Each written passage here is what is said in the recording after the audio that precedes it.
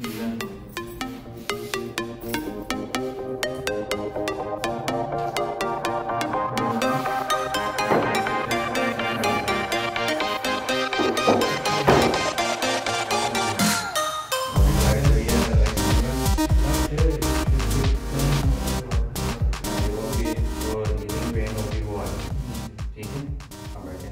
वालेकुम, मेरा नाम है ज़िशान।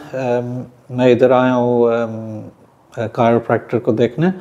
रेकमेंड किया था मेरे कज़न ने और काफ़ी अच्छी चीज़ें बताई थी कज़न ने कि फुल बॉडी एडजस्टमेंट करते हैं, जो जॉइंट्स के पेन है, बैक पेन है, वो चले जाते हैं।